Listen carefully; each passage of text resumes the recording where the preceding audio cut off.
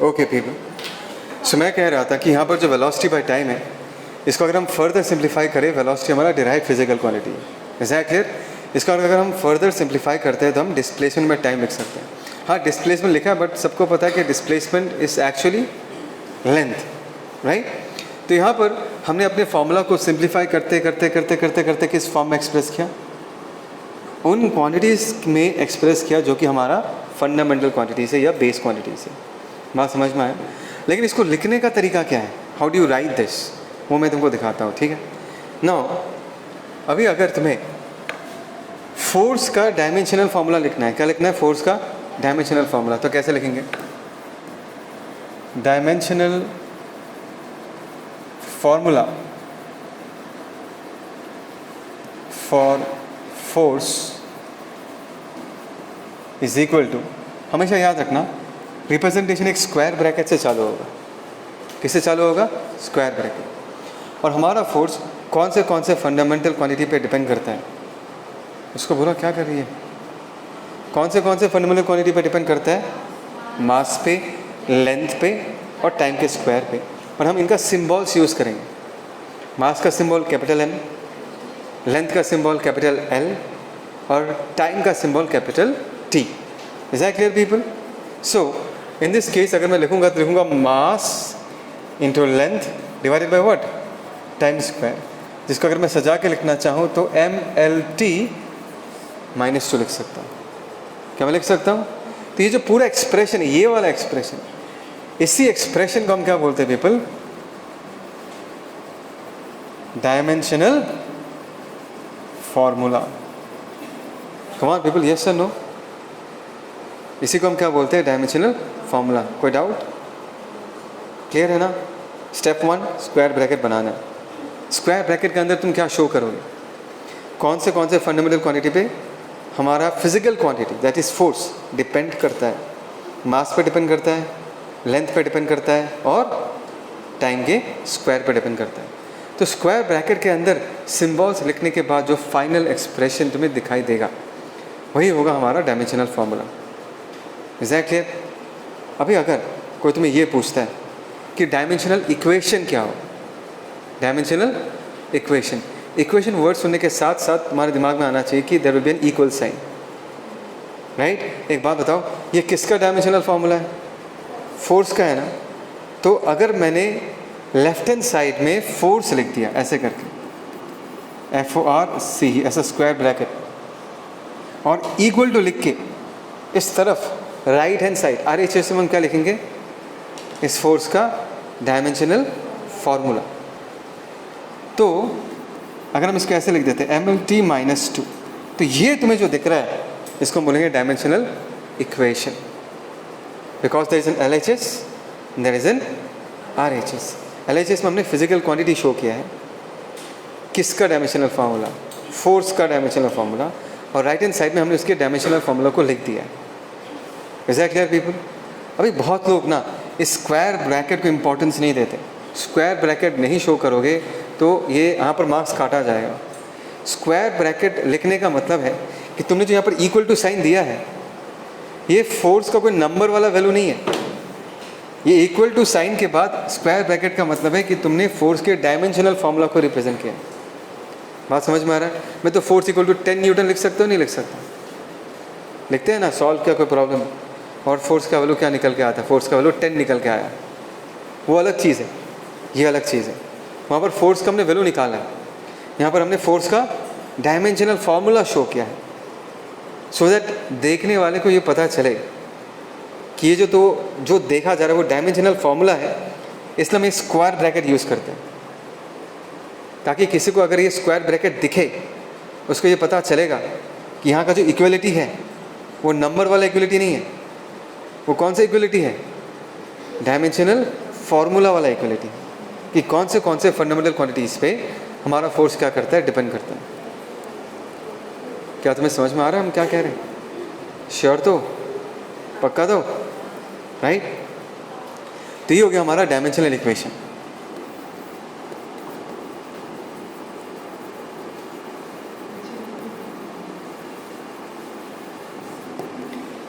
People, उसके बाद और एक इंपॉर्टेंट चीज़ आता है, जिसको हम बोलते हैं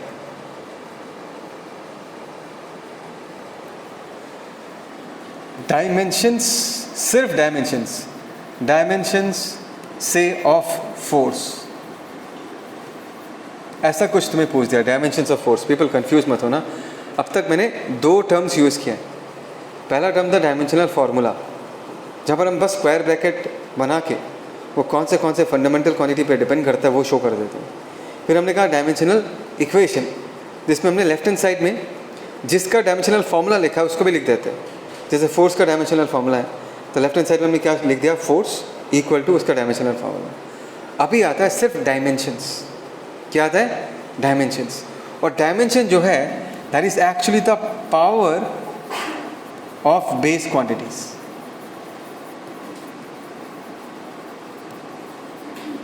किसका पावर पीपल? Base quantities. इसका मतलब क्या? फॉर एग्जाम्पल जैसे कि हमने डायमेंशंस ऑफ फोर्स लिखा है, क्या लिखा है dimensions of force people? Come on, mlt -2। क्या मैं m टू द पावर 1 लिख सकता हूँ इसको? अच्छा वैसे लिखता हूँ, can I this is m to the power 1 l to the power 1 t to the power -2। क्या मैं ऐसा लिख सकता हूँ? इसमें पावर्स क्या है पीपल? ये एक पावर है, ये एक पावर है और ये एक पावर है। ये जो पावर्स है ना, इन्हीं को ही हम क्या बुलाते हैं? Dimensions. These powers are called as what? Dimensions. Power of base quantities. इन्हीं को ही हम डायमेंशंस बुलाते हैं। अभी अगर तुम्हें ये कहना है, if you want to write, तो कैसे लिखोगे? This is how you write. अगर तुम्हें कोई पूछे what are the dimensions of force? This is the question. क्या क्वेश्चन है? What are the dimensions of force? So तुम क्या कहोगे? मैं दिखाता हूँ। Dimensions ऑफ फोर्स, ध्यान से सुनना, इस लिखने का तरीका 1 इन मास, समझ में आया? 1 इन मास। नेक्स्ट वाला बोलो, 1 in length and come on people -2 in time. Is that clear people? क्या तुमको समझ में आ रहा है मैं क्या बोल रहा हूँ? है ना? So dimensions of force is 1 in mass, 1 in length and -2 in time. ठीक है? और एक एग्जांपल देखें। सोचो कि तुम्हें प्रेशर का डायमेंशनल फार्मूला पूछा गया। किसका dimensional formula? Pressure. For example अगर मैं प्रेशर का डायमेंशनल फार्मूला लिखना चाहूँ तो सबसे पहले मैं ये देखूंगा कि प्रेशर का कौन सा फार्मूला है हमारे पास। Do you know the formula for pressure? ठीक है, ये ठीक है। Do you know the formula for pressure people? Pressure equal to class 9, pressure equal to force by area. Come on, ओ कर दिए जो। Pressure equal to what? Force divided by what? Area.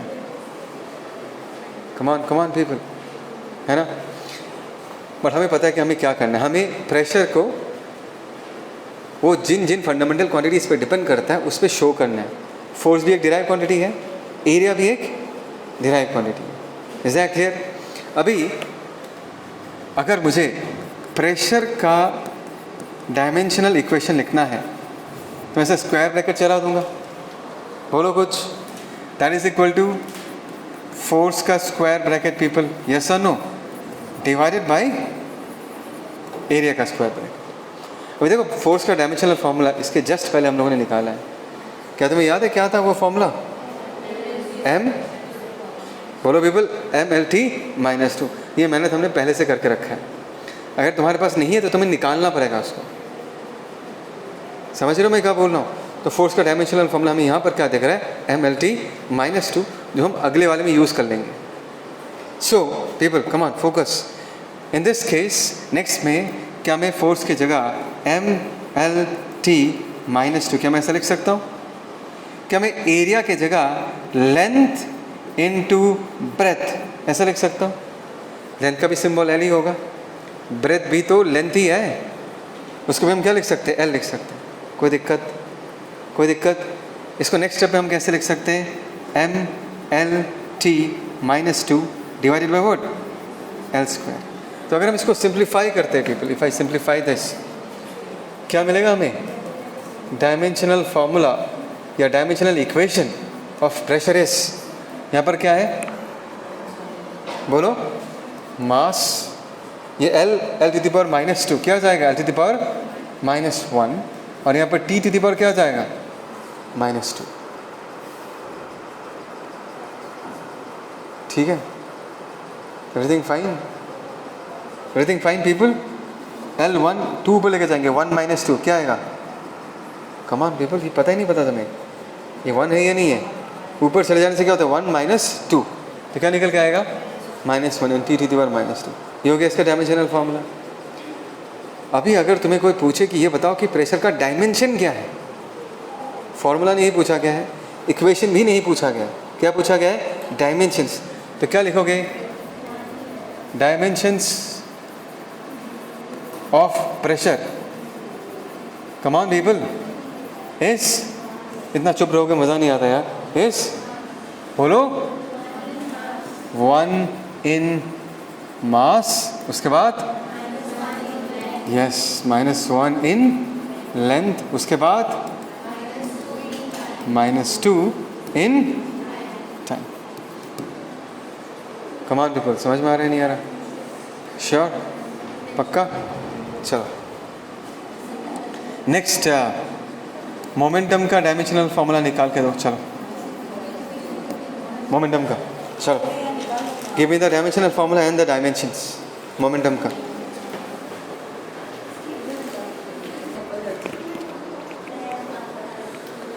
चलो पीपल, मोमेंटम का देख लेते हैं, ready. सबसे पहले हमें तो ये पता होना पड़ेगा कि मोमेंटम कौन से क्वांटिटीज़ पे डिपेंड करता है। मास, इसका फॉर्मूला क्या है, mass into velocity, is that clear people. Mass fundamental quantity है लेकिन वेलोसिटी डिराइव्ड है, उसको और सिंप्लीफाई करना पड़ेगा। सो मास इंटू वेलोसिटी की जगह हम लोग क्या लिख सकते हैं, डिस्प्लेसमेंट, जो कि एक लेंथ होता है, divided by what, time. Now can I write the dimensional formula, right. Come on people, इस तरफ देखो, इस तरफ देखो। सो मोमेंटम का डायमेंशनल फॉर्मूला क्या होगा, one in mass, come on people. Displacement क्या होगा, L to the power one, और टाइम क्या होगा, T to the power minus one. सच बताओ, सब लोग बताओ, समझ में आ रहा है नहीं आ रहा, श्योर दो, लेकिन बोलोगे कैसे, लिखोगे कैसे इसको, कैसे लिखोगे, the dimensions of momentum are one in mass, one in length and minus one in time. अरे पीपल लिसनिंग, सबको आया समझ में, फाइन, चलो ये लिख लो, पॉज कर दे, पॉज, ये चली गई। चलो पीपल आगे बढ़ते हैं, लिसन। देखो, so far we have talked about quantities and हमने देखा कि उनका डायमेंशनल फार्मूला क्या होगा, वो कौन से फंडामेंटल क्वांटिटीज़ पे डिपेंड करता है। But there are some quantities which are dimensionless. Now what do you mean by the word dimensionless? It means that they don't depend on any fundamental quantities. Is that clear people? For example, pi. Do you know what is pi? It is 3.14 and it is unending, right? It's a number. Yes or no people? Come on people, give me a reply. Pi अगर हम लिखते हैं, number one, पाई का value कितना है, 3.14। It will continue. क्या ये number नहीं है, क्या ये लेंथ पे डिपेंड करता है, मास पे डिपेंड करता है, टाइम पे डिपेंड करता नहीं करता, right. It does not depend on any fundamental quantity. So we shall call pi as dimensionless, which means this is a number, it is dimensionless. मतलब अगर मैं डायमेंशनल फॉर्मूला ऑफ पाई लिखूं, I can write it as m0 l0 t0। Can I write it like this people? It does not depend on mass, it does not depend on length, and it does not depend on time. कुछ तो बोलो.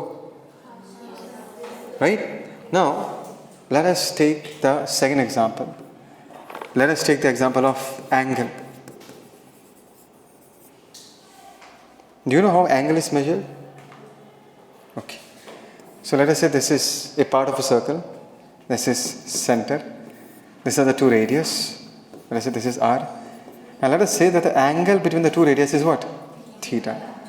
Now let us say this is what? This is arc and radius. So the definition of angle is arc by radius. समझ में आया सबको? Angle is defined as arc by radius. Now, if I talk about dimensional formula of angle, is it not dimensions of arc divided by dimension of radius? If you see this expression properly, you realize that both arc and radius belong to length. Are they not lengths? Arc length. Arc भी एक length ही है. And radius is also what? Length. So if I write the dimensional formula in case of arc, I will write it as L. In case of radius, I shall write it as what? L. L will get cancelled out. It will become 1 and you will be eventually left with nothing. Is that clear, people? So there is no mass, there is no length, there is no time. Which means angle in this case is a dimensionless quantity. तो सुन रही है ना? नहीं, मैं इसको पूछ रहा हूँ. समझ में आया तुझे? हाँ. कोई doubt? Sure, people? So angle in this case is equal to what? Arc by radius. Arc भी length को belong करता है, radius भी length को ही belong करता है. तो रेशियो निकालोगे तो लेंथ क्या हो जाएगा? Cancel out. And it will become m0, l0, t0. Which means what? Angle is dimensionless. कुछ तो बोलो. Sure? Okay. Now let's talk about trigonometric ratios.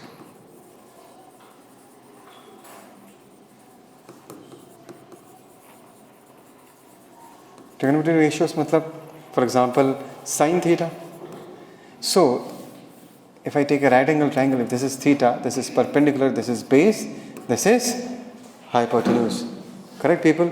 Can you tell me what is sin theta equal to? Perpendicular by hypotenuse. Is that clear, people? Perpendicular by hypotenuse. Now if I ask you, what is the dimensional formula for sin theta? The dimensional formula for sin theta in this case is dimensions of P divided by dimensions of H. Now what will you say? What is the dimensions of P? Length. What is the dimension of hypotenuse? Length. Do you understand what will happen now? They will cancel out. If this is length, this is also length.